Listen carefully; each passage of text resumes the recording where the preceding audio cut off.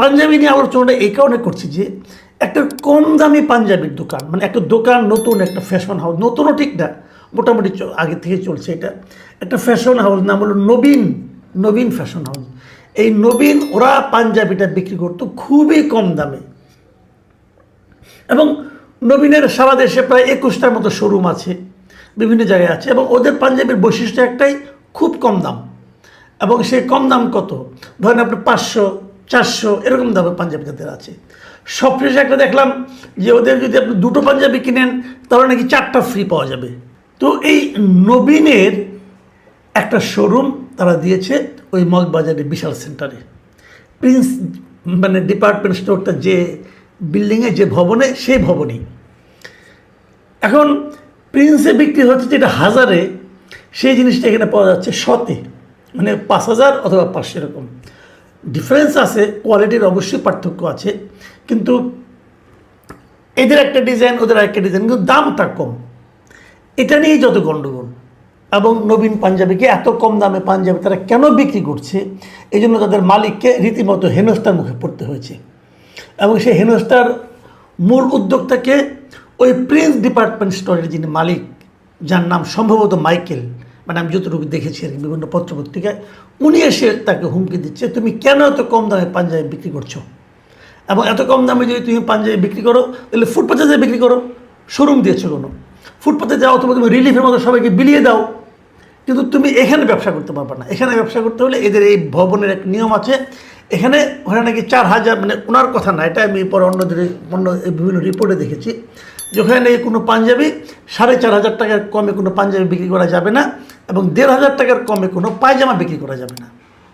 আর নবীনের পাঞ্জাবির দাম মাত্র 500 টাকা, তাও আবার 500 টাকাও না, তাও আবার ওরা একটা পাঞ্জাবি আছে দেখলাম কি আপনার এই 900 টাকার মতো দাম, যেটা নাকি 2টা কিনলে, মানে আপনি যদি 1800 টাকাতে কিনেন আরও 4টা ফ্রি পাবেন, মানে এক একটা পাঞ্জাবির দাম দাঁড়াবে আপনার তখন 300 টাকা।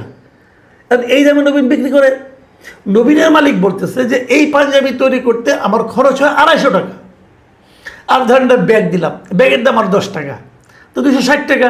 তো আমার তো তারপরেও 50 টাকা প্রফিট থাকে, তো আমি 50 টাকা প্রফিট রাখলে আমার সমস্যাটা কি?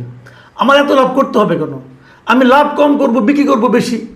ওনার কথা সহজ, উনি বলেন এটা আমি পারি এই কারণে আমার এখানে যারা কর্মী আছে প্রায় 600 কর্মী আমার সঙ্গে কাজ করে, যার মধ্যে 105 জনই নারী। ওই যে এরা সবাই একসঙ্গে বসে থাকে, খাওয়া দাওয়া করে, করে। এদের মধ্যে অনেকে আছে যারা নাকি আপনার কিছুটা বিকলাঙ্গ, অনেকে আছে যারা নাকি আপনার অতটা সুস্থ নয়, কেউ আছে যে মাদকাসক্ত ছিল আগে, তাদেরকে পুনর্বাসন করা হয়েছে, তারা একটা কাজের সন্ধান করছিল, তাদেরকে আমি কাজ দিয়েছি। এই সমস্ত লোকজনকে আমি কাজ দিয়ে তাদের দিয়ে আমি কাজটা করাই, এবং তারা আমার এখানে হ্যাপিলি কাজ করে, এখানে খায় দায় সব কিছু করে। তো আমার তো খরচ কম, আমার কম খরচ হলে আমি কম লাভ করব। দেখেন নবীনের যে লজিকটা, এই লজিকটা কিন্তু আপনি উড়ে যেতে পারবেন না। এখন প্রশ্ন হচ্ছে আশেপাশের যে দোকান আছে তাদের কী হবে? তারা যেটা বলতে যাচ্ছে যে আমি তো অনেক টাকা খরচ করে এখানে শোরুম নিয়েছি, আমার এনে ইনভেস্টমেন্ট বেশি, আমার কাপড়ের কোয়ালিটি, এখন আপনার কাপড়ের কোয়ালিটি ভালো, সে ঠিক আছে আমি মানলাম, কিন্তু ওই কোয়ালিটির দর্শক নিশ্চয়ই, আপনার গ্রাহক নিশ্চয়ই আপনার এখানে যাবে, তারা কিনবে। তো নবীনের এখানে বেশি ভিড়, এটা আপনার সহ্য হচ্ছে না কেন? আপনার গ্রাহক যদি নবীনে আসে তাহলে আপনি নবীনের পথে আসেন, এটা তো ওপেন মার্কেট ইকোনমি। আপনি তো আরেকজনকে বিক্রিতে বাধা দিতে পারেন না, এটা হলো লজিকের কথা। কিন্তু ওনারা লজিক মানবেন কেন? কারণ ওনারা পাওয়ারফুল লোক।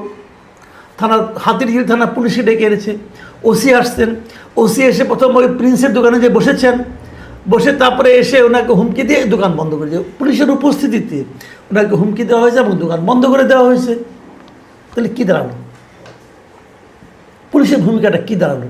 পুলিশের ভূমিকা হলো একজন লোক সৎভাবে ব্যবসা করছে, একজন লোক মানুষকে কম মূল্যে তাদের পছন্দ অনুযায়ী জিনিস সরবরাহ করছে, সেটাকে থামিয়ে দেওয়া। এটা কি পুলিশের কাজ বলেন? আর যে লোকটা বন্ধ করলেন, মিস্টার মাইকেল, উনি নাকি নিজেকে বলেছেন, পরিচয় দিয়েছেন নাকি শুনলাম যে উনি নাকি প্রধানমন্ত্রীর খুব ঘনিষ্ঠ ব্যক্তি। উনি কি আসলে প্রধানমন্ত্রীর ঘনিষ্ঠ ব্যক্তি? আমার সন্দেহ আছে। আমার তো মনে হচ্ছে উনি প্রধানমন্ত্রীকে কয়েক দফা বিক্রি করে দিয়েছেন, এর মধ্যে আরও অনেক কাজে বিক্রি করেছেন, করে হয়তো সুবিধাও করেছেন, অতএব এখানেও করেছেন। এবং আমার ধারণা পুলিশকে ডেকে এনে প্রথম উনি প্রধানমন্ত্রীর সঙ্গে ওনার সম্পর্ক সেটা বিস্তারিত বর্ণনা করে পুলিশকেও প্রভাবিত করেছেন।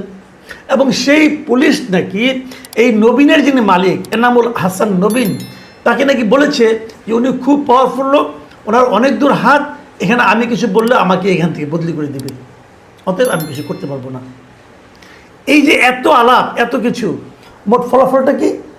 ঈদের আগের দিন এই যে প্রথম যেদিন ঘটনাগুলো ঘটলো, সেই ঘটনার একটা ভিডিও একজন ওখানে ক্রেতা ছিলেন, তিনি ছবিটা তুলে উনি সেটাকে ফেসবুকে দিয়ে দিয়েছিলেন। কিন্তু এই দেওয়ার পরেই যত আলোচনা, যত হয়েছে, এবং নবীনের ওই শোরুম কিন্তু আসলে বন্ধ করে দেওয়া হয়েছে, তালা মেরে দেওয়া হয়েছে, ঈদের আগের দিন বন্ধ করে দেওয়া হয়েছে। এবং নবীনের যিনি মালিক উনি অভিমান করেছেন, রাগ করেছেন, রাগ করে উনি দেশ ছেড়েই চলে গেছেন 25 তারিখে।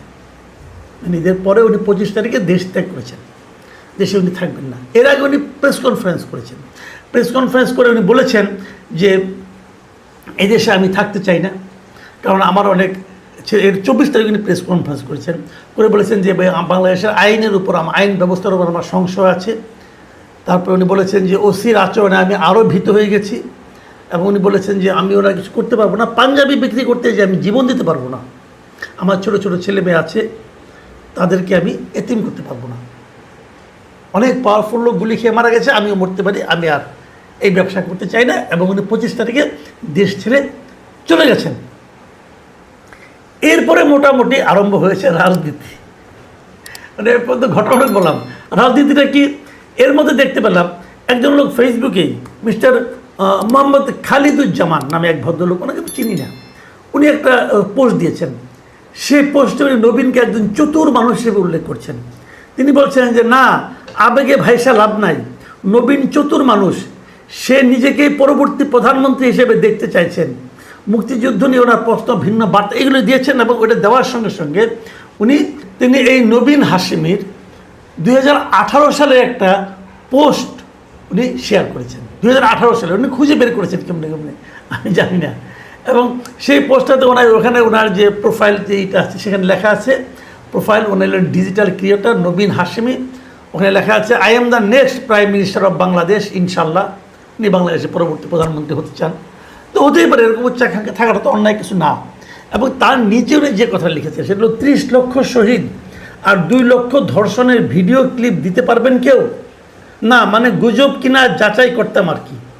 মানে এই যে একটা পোস্ট দেওয়া, এটা কিন্তু এক ধরনের আমি মনে করি মতলবী পোস্ট। ভাই 30 লক্ষ শহীদ এবং 2 লক্ষ ধর্ষণ এবং শহীদের কেউ ভিডিও করে রাখে? এখন তো অনেক আধুনিক হয়ে গেছে, এখনই কি কেউ রাখে? 2-1টা হয়তো থাকতে পারে, কিন্তু এই যে আমাদের জুলাই আন্দোলনে এত লোক মারা গেলো, প্রায় 1,500 লোক মারা গেলো বলে বলা হচ্ছে, কয়টার ভিডিও আছে ভাই? আর 30 লক্ষ যখন শহীদ হয়েছিল স্বাধীনতা আন্দোলনের সময়, স্বাধীনতা যুদ্ধের সময়, তখন কি এরকম অহরহ ভিডিও করা যেত? মানে এই যে ওনার যে পোস্ট, এই পোস্টটা কিন্তু ওনার এক ধরনের মতলব, ওনার এক ধরনের চারিত্রিক বৈশিষ্ট্য কিন্তু প্রকাশ করে। ঠিক এই জিনিসটাই হয়তো ওই ভদ্রলোক বলেছেন, হ্যাঁ, যিনি খালিদুজ্জামান সাহেব বলেছেন। তবে আমি আবার এটাকে এতটা ওইভাবে সিরিয়াসলি নিচ্ছি না, এরকম হতেও পারে আবার নাও হতে পারে। কিন্তু এরপরে আরেকটা রাজনীতি দেখলাম, একজন বলছেন যে হাসনাত আবদুল্লাহর মধ্যস্থতায় নাকি নবীনের অন্য সবগুলি শোরুম খুলে দেওয়া হয়েছে, এবং কেবল মগবাজার একটা বাদ দিয়ে। এটাও একটা পত্রিকা দেখলাম বেশ ফলো করে প্রচার করা হয়েছে যে হাসনাত আবদুল্লাহ এমপি যিনি আছেন, ওনার হস্তক্ষেপে সবগুলি শোরুম খোলা দেওয়া হয়েছে। তো সবগুলি শোরুম তো কেউ বন্ধ করে নাই, বন্ধ হয়েছিল মাত্র একটা শোরুম, বাকিগুলো উনি নিজেই বন্ধ করেছিলেন দেশ থেকে যাওয়ার আগে। কাজেই ওইটা খুলে দেওয়ার পিছনে কতটুকু কী আসলে আমি বুঝতে পারলাম না। তবে যে জিনিসটা আমার কাছে সবচেয়ে গুরুত্বপূর্ণ মনে হয়েছে সেটা হলো যে আদালত একটা পদক্ষেপ নিয়েছে। আদালত মানে চিফ মেট্রোপলিটন ম্যাজিস্ট্রেট ঢাকার, এবং chief metropolitan magistrate Mohammad Mustafizur Rahman, তিনি স্বপ্রণোদিত হয়ে একটা জাস্টিস অফ পিস হিসাবে একটা আদেশ জারি করেছেন 54 ধারায়। এবং সেই আদেশে উনি ওই ওসিকে শোকজ করেছেন, এবং উনি বলেছেন যে এই একটা দৃশ্য আমরা দেখেছি, এবং এটার মধ্যে পুলিশের যে ভূমিকা আমরা দেখেছি, এই ভূমিকাটা কোনোভাবেই